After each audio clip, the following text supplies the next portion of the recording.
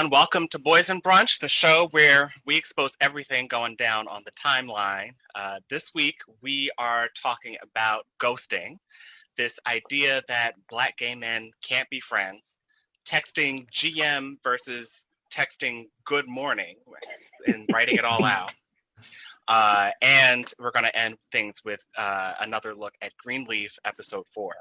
So my name's Jarrod D. King. I am here with Brandon Harris Williams and Marcus Haynes. Hello, guys. How you doing? Hey, I'm doing pretty good. Hey, though. Hey, I'm doing good myself. Okay, I'm not convinced, Marcus. Right? Oh no, I am though. Isn't that what the girl said on Basketball Wives? It's like that dry ass high or something. Do y'all remember that? Yeah, she said my haze were dry. Right. So what are we drinking today? What's the drink of choice? I have a whiskey Sprite. Oof. Okay. You going in today. I just have some wine. What kind of wine is that? It is a red wine. I forget the name of it right now, but it's really sweet, really good. It's my easygoing drink. Cool. Well, I went back to sparkling rosé, darling. Yes. Kickies up. So, Marcus, are there any more Zoom parties this week? I know you had one last week. What about this time? No Zoom parties this week. Just road travel. I went to go see my folks because I haven't seen them in a while. And dealing with that whole situation. So okay. How far away is your family, if you can share? But it's about 7 hours from my front doorstep to my parents' front doorstep because they live in Mississippi. So it's just a decent sized drive, but not unbearable. Let me see. Because my family's like 8.5 hours from me because they're in Illinois. So I'm like, it's not the funnest trip, but It's not the longest either. Well, how about you, Brandon? Because I know you were moving, and are you moving that far away? And how's the process going?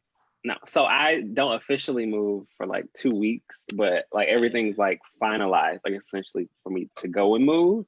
So that's good. But yeah, I'm not gonna be packing just because I don't want to. I'm gonna move like all the small stuff on my own and then get help with the furniture. So yeah, that's it. I got a dog yesterday. Oh Lord! Oh, congrats! I saw the picture, but I was like, "Did you always have a dog, or was that?" No, I got him yesterday. Okay. Oh Lord! All right. Well, you're gonna have to share a picture with us next week so we can put it up. This is a journey.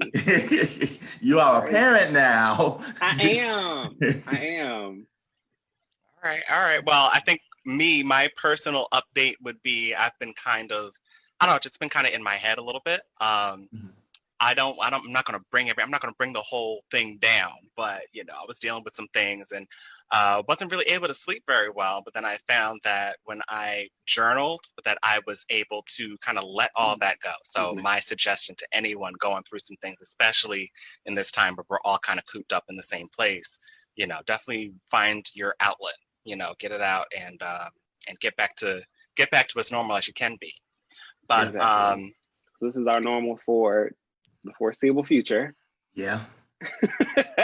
Right. For at least another, sadly, 6 to 9 months, probably. Like the end of this year at best. Right. Well, but even then, though, I'm like, it's gonna be cold then, so we gotta go at least to the end of the season. So I'm like, we gotta get there. We gotta get to this hot again. So if at any point you like something that you hear, please heart it up on the live stream. Be sure to give us a share, give us a comment. I'm going to be paying attention to the comments and trying to not call you out. I'm not trying to call you out. I'm trying to shout you out. There we go. couldn't get the word straight. I'm not trying to call you out. But yeah, and then we'll have a conversation. So let's move into our first topic, which is ghosting. So I want to give a shout out to at Esther G. Benz. Let me pull up her tweet because I think this will be a good jumping off point for the conversation. Come on, references, we love it. Hey. We need this. Let's do that. Let me change this screen. Okay, so here is the tweet. It's Ghosting technology. is actually terrible. People hide behind, I don't owe them anything, when it's the fear of confrontation and potential conflict that causes the avoidance. Cowardice masquerading as arrogance. So, my question to you guys, hold on, let me stop the share. Let me get this back. Look, this is my first time trying this, y'all, so just roll with me, okay? You did that. You see, I'm trying to like layer on these little, I got the screen switching and now I'm, so just I'm here roll with for it. it. But Right. so my question is ghosting really cowardice? What do you guys think? Whew. I think I think as with most things, there's a conflation of stuff. I don't think it's necessarily ghosting if y'all kind of like mutually just kind of fade away. I just think that sometimes stuff just doesn't work. But I think if you're like purposely ignoring somebody, I think that is cowardice because you could just say, hey, I'm not interested or I don't do this any further or whatever else.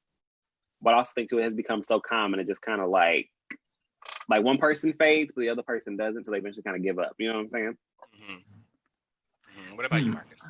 I really like that because at first, I'm not gonna lie, I felt personally attacked by this tweet. You be ghosting people in the street? I have done it before. I'm not gonna say We it's all a have. regular practice. We all have. But I know that in one particular situation, like I told the person, I told him, I was like, you know what, this isn't quite. I don't know if this is gonna go anywhere, but he thought that it was. He continued to push forward, and eventually, I got tired of saying, "Stop it, leave me alone." I was just like, all right, you know what, I'm done. And I think for me, part of my reason for doing it was kind of like, you know what, I don't feel like dealing with this. So it kind of is like that avoidance thing. But I like what you said as far as this, like, this sort of like mutual or kind of like making it clear. Because I feel like I did make it clear. The other person just wasn't listening. Okay. Yeah, so I wouldn't call that ghosting, but I guess too, that's why it's like a case by case basis, you know? Yeah. I think my feeling about this is, yeah, I kind of agree. I kind of agree with the tweet. Okay. But like you said, Brandon, there is kind of a case by case basis where sometimes there's just a mutual, just like a dropping of the conversation. Now, I think that it's also important to note like what stage of the relationship you're in as well, because I think, at least from my point of view, we're talking about, the beginning stages of dating or something like that. Am I correct in that's that what I same think assumption? it normally means. Yeah. But see, then I wonder, but see, then can you ghost someone who you're not like in an actual relationship with? Child. I mean, I think you can. I mean, it depends. Like, it gets to a point where it's past just talking and just getting to know each other, but it's like this gray area of kind of getting into a groove. At least, I don't know, in my personal experience, it's always been, we get just up to the cusp of being a thing where all of a sudden they just disappear.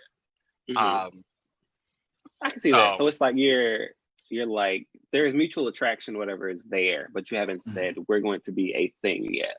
Right. I see that, but I'm kind of with you. I'm just like, how it's how early are we? Because I'm like, should you be that invested yet? Right. Because I feel like sometimes people complain, and it's like, but you just met them. Why are you mad? Right. Yeah, I mean, because I feel like a part of it is like people expecting, y'all to be in like a relationship after 3 conversations. Like that's unreasonable. Hello? Like, like you gotta, hello. Like you have to give it a bit of time to kind of get to a point where it's like, okay, well, we're actually now I'm invested. Because in them first couple of conversations, I'm still trying to figure you out. I'm still trying to see if you can say something stupid that gives me a red flag that I need to get the hell out. Like, it's a I don't know. Like it really is a case by case thing because you really have to know, like how quickly you and the other person are gonna get like into this. Yeah. I got a comment from @LoveEternal saying, you can absolutely ghost somebody that you're not in a relationship with. And yeah, so I kind of feel the same way. I mean, I feel like especially Now with the dating apps and stuff, if you're talking with somebody for a couple of days, but you haven't really met them or anything like that, and all of a sudden they disappear, it's not as severe as being, I don't know, having gone out on a couple of dates and so I guess that still is ghosting what you're saying, but there's just a spectrum of ghosting, I guess. Everything is a spectrum. yeah, but yeah, there's also, I mean, and our viewer brought up another good point that, you know, it's a good thing to kind of state your departure. And I think I think that's a part of the conversation that we haven't really delved into, and that I was actually gonna bring that up, because it's that whole, I don't owe them anything, you know. Mm-hmm. So I wonder what you guys think about that line. I mean, I feel like on some level, if you're not feeling somebody, I feel like you should communicate that. Yeah. Unless it's like well, I don't know. I'm not going to put my opinion in. I'm going to let you guys answer first. So what do you guys feel about that? You want to go first, or? I will. I mean, it's, I kind of feel a way about that whole, like, I don't owe them anything, because it really kind of depends. Like, again, if y'all have been conversing for hours upon hours, day after day, yeah, you kind of do. But like, again, if y'all are just now getting to know each other's stage, like if y'all barely know each other's last names. Yeah. So. Yeah, I think it just goes to communication. I think, like, kind of what you're saying, I think people try to overuse, I don't owe you anything, and it's, or it's because you don't owe me, you know, this whole long, you know, apology and all that type of thing. But to tell me, you know, like you said, I'm just not interested, I don't want to do this isn't working. It can be a quick, short sentence, and then goodbye. Like, you know what I'm saying? Like, I feel like a bare minimum, then that should be stated. But I also feel like, too, again, it should just be a minute of time, maybe. But, you know. Exactly. Like, that's why I feel like a lot of times we get quickly invested in these relationships that ain't even a relation, let alone a relationship. Hello. So it's like, chill, slow your roll, like, take some time. Yeah. So when's the last time that you ghosted, and why? We're going to go with Marcus first, because he seems the most pro ghosting in this room. Oh, no. It may have been that situation I was talking about. And if that's the case, that was like 2 years ago. But what happened? Why?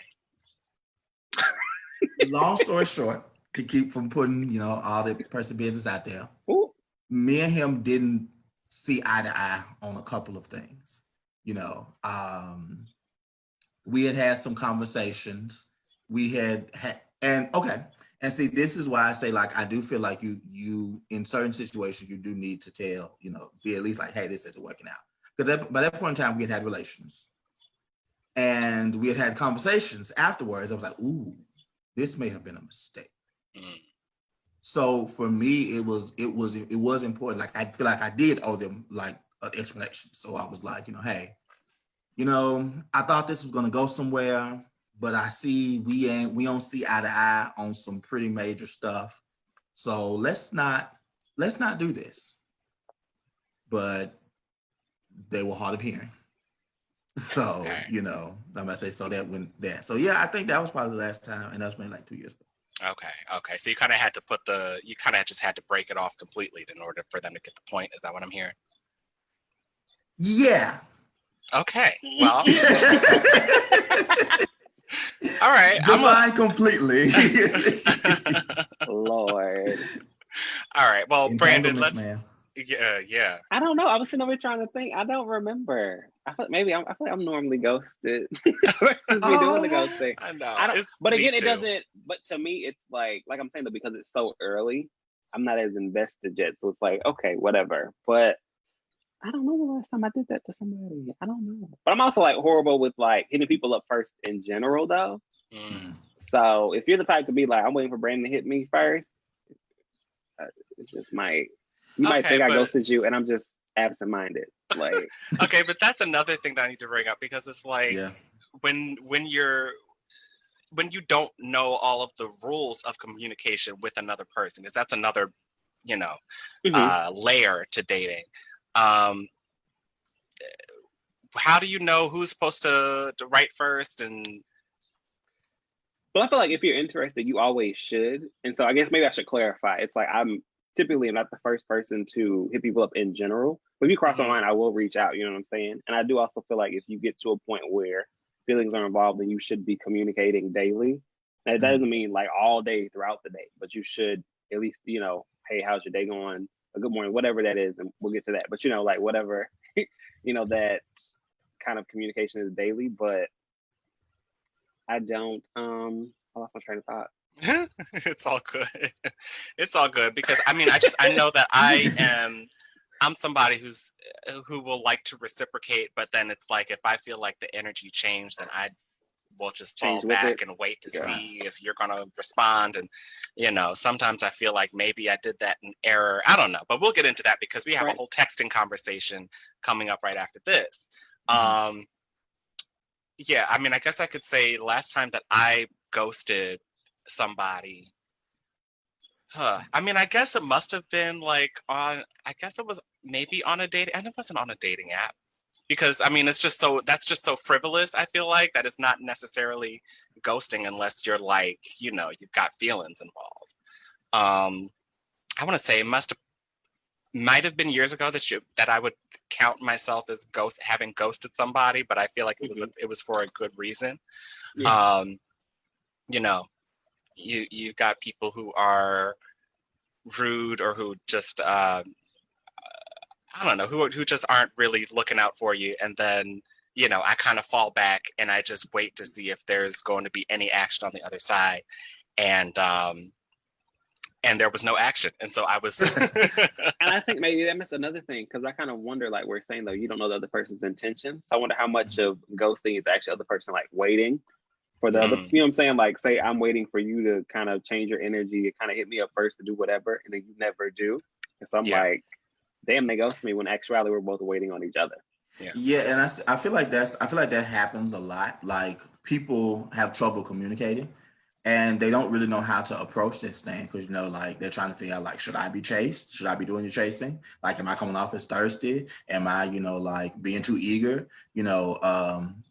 A lot of that is like people trying to figure out where they fit into the relationship or into just communicating in general. And this fits perfectly into our next topic, because we're going to be talking about texting GM versus writing out good morning, or other little things like that within texting or whatever.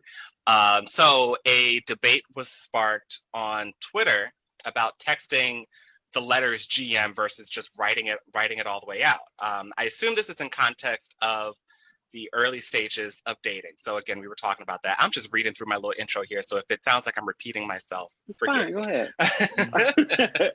Some were saying that they don't understand why it's so hard for people to write it out, that they deserve that extra bit of effort.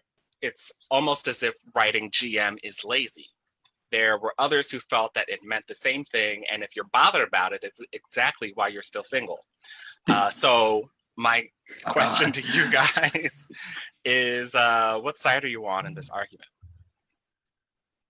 So let's go with Brandon first. Yes. Okay.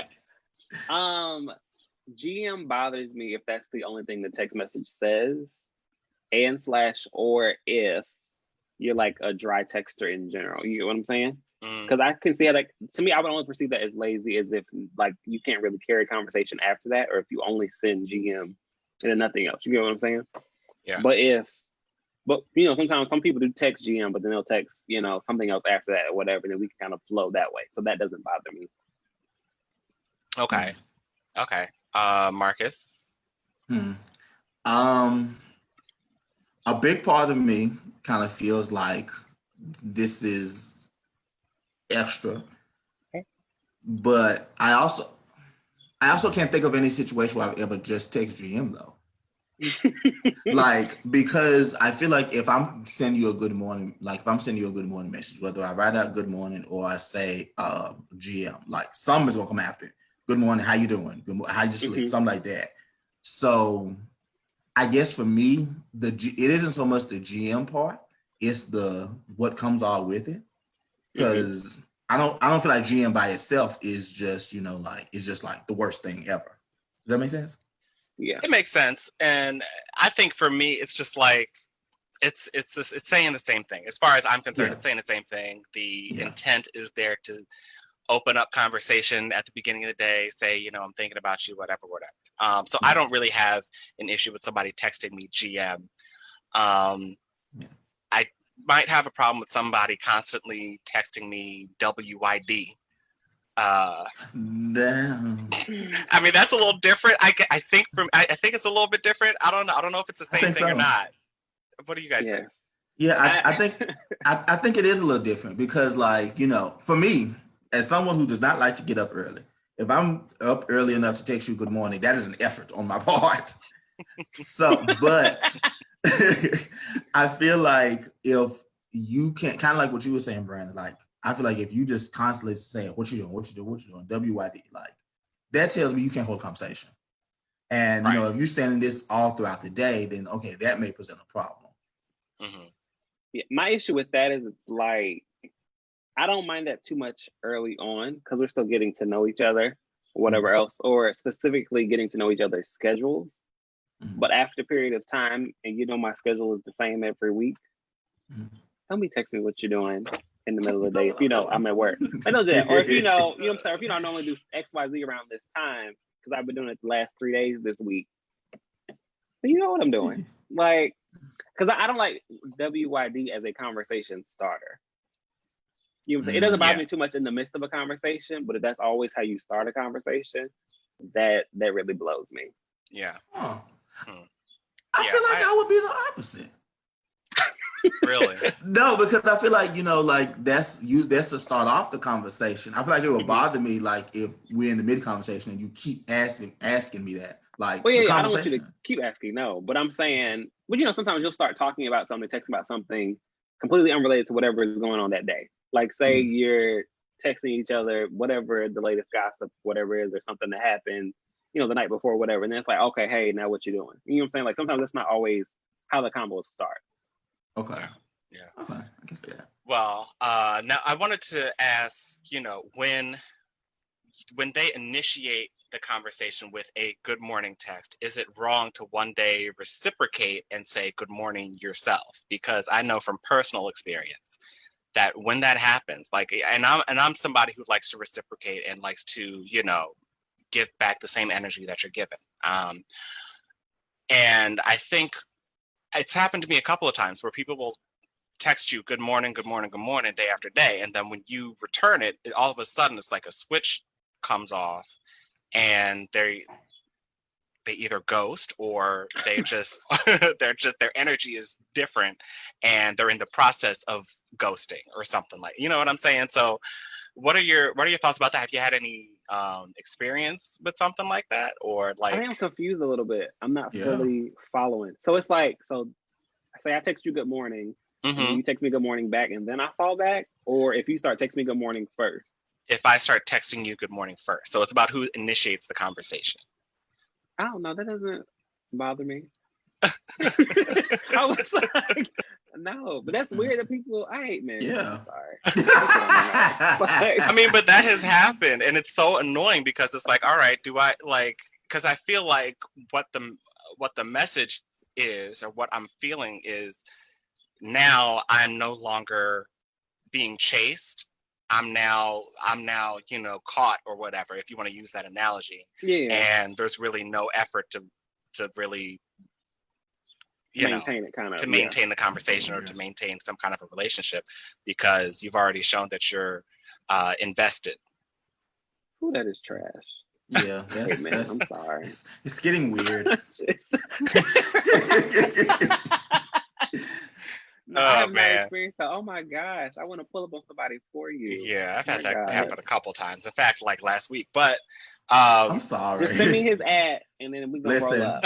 Listen.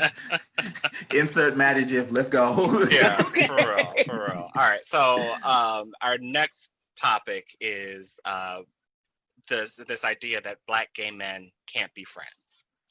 So I think that the continuation of that statement is they can't be friends without having slept together, or without one having the crush on the other, or perhaps because we're all just so messy that having a true friendship is just not even possible. So I'm curious what you Wow. guys think about that one. Is that a true statement, or like where does the truth lie in that? Let's start with you, Marcus. Thank you. It's loaded. I don't think that's always true. I think that there can be some truth to it, because I'll be honest enough to say that I have expressed interest before in a couple of people who are now my friends. I think that's just a thing. Like, we try the whole thing. It don't necessarily work out that way, but we still have built relationships, so we still end up being friends. But I don't think that's always true, because by that same token, like, I've had some friends that I would never try, not just because I don't see them in that way. Mm-hmm. There was another part that I had forgotten that I wanted to say something about. But what about us being messy? Yes, that's foolishness. No, like, I don't know what type of people have, like, I don't know what type of relationship folk have or what type of friendships they have, but that's a personal issue that somebody they need to work through, go to therapy, talk to somebody. Okay, all right. So Brandon, what are your thoughts on this idea that we can't be friends? Black gay men can't be friends. I'm gonna go backwards. I think messy is definitely a maturity thing. So it's like you can be, 18, fresh out of your mama's house, or you can be 45. Like it is just really like where you are, what you enjoy. So that's why I was sweet before. It was like specifically about like gays fighting, all these fight videos going on. They were like, gays always fight when they go out, because I think they're on a reality show. I think for some men that is really the truth. They do kind of really enjoy that type of behavior, those things. And while we might all watch that, some people really try to act that out, kind of a thing. So I just think that that's not the case though for everybody. But also too, I think that sometimes you just express interest and then a friendship happens because it wasn't there, and there's nothing wrong with that, because you get to the friendship point and then you no longer see each other that way. But I also think too, every friendship is different, because some people can sleep with their friends and remain friendly. Other people cannot. So it just really is your comfort level and what you can do. Yeah. I want to say something about that fight thing right quick, because it always it blows my mind that people love to say like, oh, the gays don't do nothing but fight when they go out to the club. So I'm like, have you ever been to a straight club? Like, they start shooting. That part. They do more than fight, okay? Listen. Like, what? Yeah. It's one of those things. It's just like, if we constantly see videos of it online, and that for whatever reason, people want to say that that's just what we do, and that's not necessarily the case. And as far as us being friends, I think it's definitely possible. I probably wouldn't have said that a few years ago, but and especially because I've been a lot of the gay friends that I've had have either had a crush on me, or it comes out at some point. What else was it?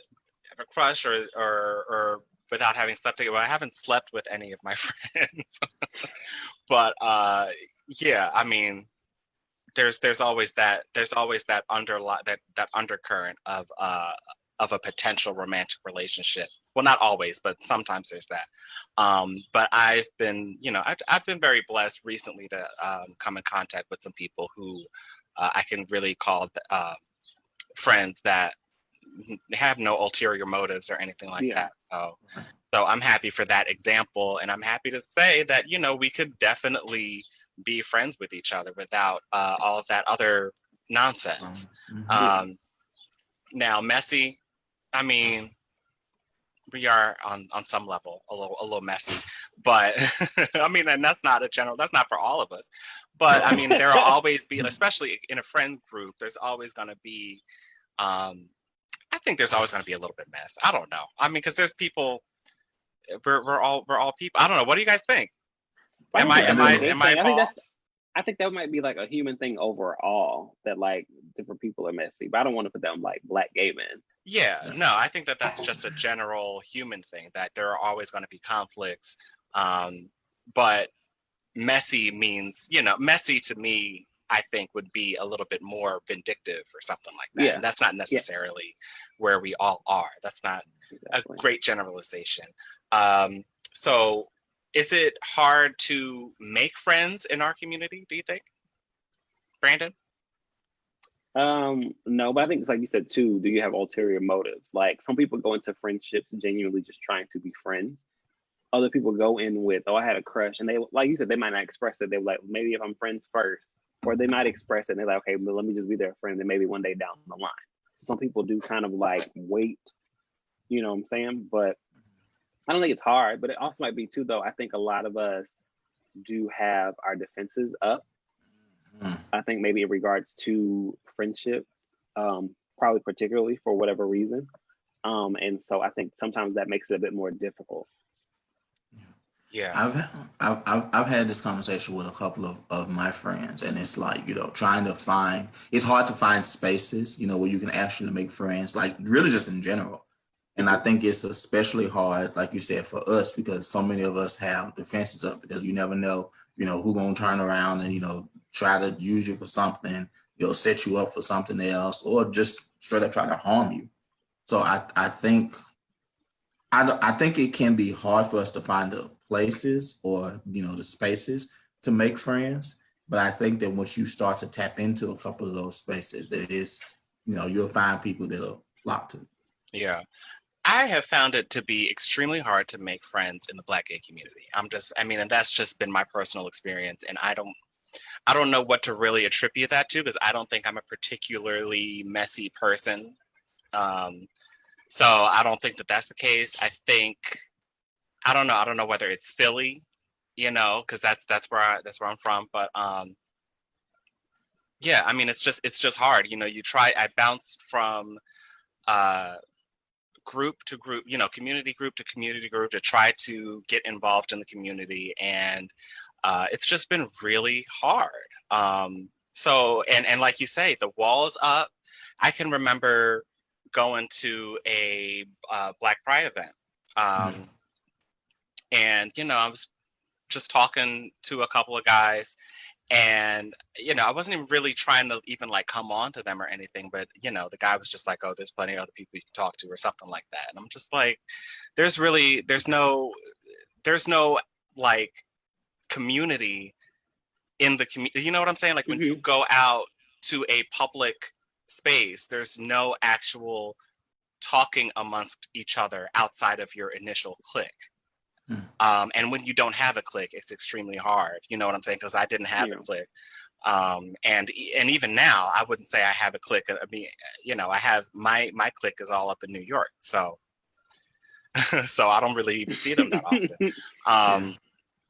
I don't know. What do you guys think about that? Or I'm curious reactions? because that makes me sad a little bit. Like I hate that you have to go through that, and I hate that I'm gonna say that that's been your experience. I've been sitting here trying to think, like, how did I get to a lot of my friends? And that was something I was actually gonna ask you too, Brandon. Like thinking about the groups, honestly, of friends that I have, particularly the Black gay male friends. Like it's been a sort of a finding a space type of thing. Like most of my friends either come from my fraternity, or they come from like school related stuff. Because I went to HBCU in Mississippi, so I have friends from there, and then from the rival HBCU from Alcorn and from Jackson State. Like I've been introduced to people from there, and kind of branched out to some of their friend groups to kind of involve in. Yeah. So I don't think I actually just looked for them, but I was just in the spaces where we kind of linked up. Yeah. I think mine is kind of similar. I think it's like I made some really good or solid friendships through social media. And then through those few or whatever, I've kind of met people around them and different things or whatever. Even sometimes there's been people that I was also following on social media as well, but they were more connected to my friend than I was. And so then Yeah. finally, or spending more time with that friend, and I kind of get to interact with that person. I think that's been the most of my stuff, honestly. Because like for me though, in college, I didn't have that many Black gay friends, just of like a much smaller school. It wasn't that many of us there or whatever. So I just didn't have that then. But then like, again, though, through meeting people online and then later on meeting each other in person and different things, kind of how I met folks. That's cool. That's cool. Yeah. I mean, I think for me in college, I was very much still in protection mode because I had been so like, I don't know. Well, I'm not going to go through my whole history, but I was very much in survival mode, and I was just like, I'm not talking to anybody. You know what I'm saying? Okay. So I got out of college, and I'm like a fully grown adult, and now I'm ready to actually, step into a social life. But it's just really hard. Go ahead, Yeah, Marcus. I'm gonna say one thing. Like, I feel like this is kind of an example because like I met you just at a convention. Like, I just went up talking, hey, how you doing, and just Right. kind of sparked the conversation from there. And then like we continued kind of a conversation, and then invited into this, and now I met Brandon. Like, I feel like it's really just like this deal. Like, it's a whole space thing, and I feel like you need someone. Some party that's willing kind of like to open that connection, because what you said about having that protection up, and back to what Brandon said about having that, that wall up, there has to be someone who's willing and genuine. That's important. And really trying to reach out and trying to kind of like to make that connection, because once you get that, that little line, a little roadway to some other people, you could branch out possibly into. Yeah. All right. Well, my parting words on this topic would be, let's just be a little bit more open to conversation with people that you don't know, especially if you're out in a setting where there are a lot of us there, and it's just a social setting. Even in the club, not everybody's trying to come on to you. And if they are, you can say, I'm not interested, and you can just have a conversation. I mean, not everybody's going to be super. I mean, there are some crazy people out there, but not everybody wants you. Exactly. That's true. Sometimes it's just good to have a conversation and not be the only one in the room just kind of looking around at all these clicks. But anyway, so now I think we are ready to move into Greenleaf, there was a lot going on. So much. So I have some notes written down. I think we're going to get deep into some things, so we will see. So I have here, Carissa explains it all, and oh Lord. Yes, and Lady May goes off on her son Jacob about not forgiving Carissa when he did the same multiple times in the past, when he would like cheating on her. Yeah. So do you feel like Jacob should have forgiven Carissa? So let's start with that. Let's go with you, Marcus. Yeah. I mean, there's really, it feels completely antithetical to my vision of the show, that rooting for Carissa, but like at the same time, I mean, she makes a good point. Like, she's dealt with a whole lot dealing with him over the years. I think I have questions as to why she's dealt with all that, like why she's, kind of stuck around with what have you. But she makes a good point. Like, first lady. She want the money, but yeah. Really, honestly, truthfully, but right. but on the base level, the fact that when you look at the fact that he is done, like, people still popping out the woodwork. We still hearing about people that Jacob slept with. Yeah.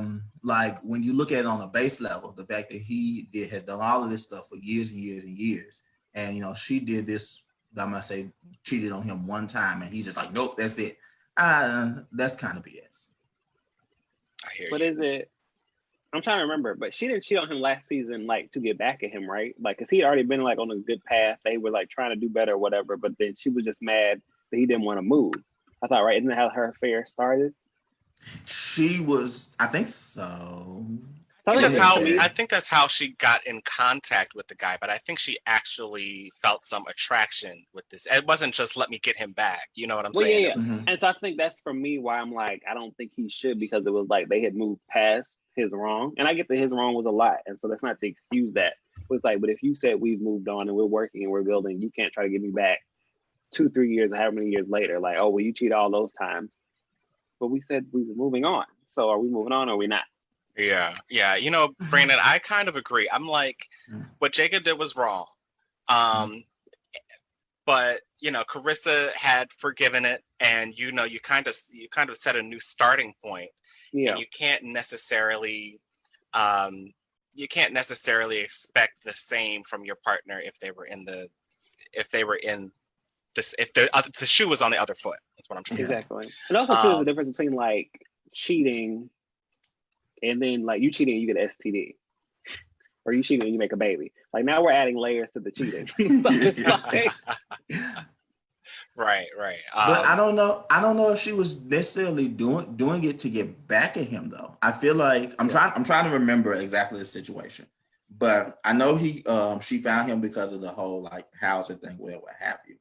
But I remember her reaching out to him when they were kind of like butting heads about the whole money thing. Again, you know, her looking for the money. That's another story. But just on like the base level, like it seemed like she was attracted to him and, you know, was like, Jacob isn't doing what I want him to do, isn't, you know, like, isn't being there for me, isn't making me feel good, like what Jada said. So she went and so she kind of like reached out for somebody that's gonna like make her feel better. So I don't think that she did it like, oh, Jacob cheated all these times, let me get back at him. Yeah. So yeah, it seems a bit different. All right. So Lady May was saying this is about how he thinks of women and by extension how he thinks of her. And I thought it was interesting that Jacob was like, you never did anything like this. And meanwhile, it's like, yeah. But she didn't say that. So I thought that was an interesting. Right. So I thought that was an interesting piece that they threw in there. And I also thought it was interesting that she turned her rage on Jacob for like the first time. And that was like her favorite almost, right? Yeah. I think he is, honestly. He yeah. is. Yeah. So that was interesting. But then, you know, we have Charity and Phil. So let's talk about these two. So Charity quits / is fired. And lets it slip that something is in the works to foil H&H's plans. She seems to come back into the fold with her family. I was struck by how disillusioned she was with Phil. And one of my tweets was, I know it's going to happen, but I just don't think I can buy Charity getting back with Phil. You know, for me, once you lose my respect, that's it. So do you think she'll end up with Phil by the end of this? Yeah, Marcus, I see you nodding. Yeah. I don't know. I don't care. What about you, Brandon? They can go somewhere, be together elsewhere. This she don't got nobody else anyway. So go have Phil and keep it pushing. And that's why I think it's gonna happen. Right. Because when her family find out she lied about getting fired, she go in there grinning, talking about something, I quit, I was done. I'm like, when May find out that you really got fired. Exactly. She did say that she quit. That's like a half truth, though. You know that's gonna come back up that she was fired. She didn't leave of her own volition. So then AJ leaves with his father. So do we have any thoughts on that? No. This whole thing is weird. I just don't. It's getting weird. Because it's like, I get that you might have whatever feelings over towards Grace, but I'm like, but you don't even know this man that, you know, is your father, but you don't know him at all. Like, this is your second meeting with him. Like, I'm confused. I'm just gonna hope that this isn't their way of writing him off of the series, because if that ends up being the last time that we see him, I need to write some letters. Because you wasted the last 3 episodes for me. Right. I'm just like, what was all of last season for? What was this whole beginning of this season for? Like, I need them to give me something to make. I wanted to know about old buddy at the gravesite who's dead. Right. I need them to give me something. Y'all can't just be throwing stuff in here just for the sake of it. You know what I'm saying? Right. So that's that. And then we end, we have Bishop and Tara, who is Basie and Rochelle's half sister.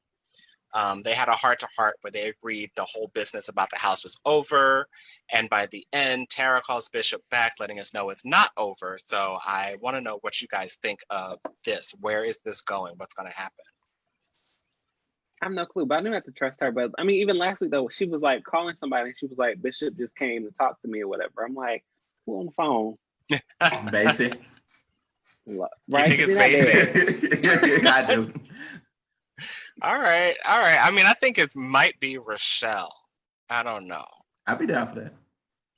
I don't know. We'll see. But even we'll if it is see. Rochelle, I'm with you. I don't think Basie's dead at all. So Right. I think talking to you guys these past few weeks, I've been convinced that there's going to be some kind of it's a resurrection. If they're right. But I just don't. I'm like, where is this going?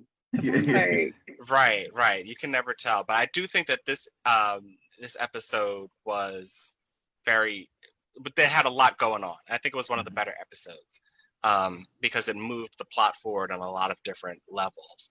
And Judy still gets on my nerves so much. And when she was in front of Phil on her knees, no, okay, I'm just. I was like, girl, what are you doing? Stop. Please stop. Exactly, Brandon. All right, so I think that we've talked all these topics over pretty well. Wait, real quick. I'm sorry. I just had a question. I'm sorry. I just thought about it. Judy and Phil are living together, right? Mm-hmm. I think so. Yeah. And they're over the church, right? They're what? And they're over the church. Yeah, because she said about being first lady. Okay. I just want to make sure. Why? What does that mean? Exactly. Because they're not married yet. I'm like, what are you doing? They're shacking up. And yeah, I have Love Eternal is speaking to us saying Judy is still married, all caps. She is. So this is quite messy. So she's married and she's engaged and she's over the church.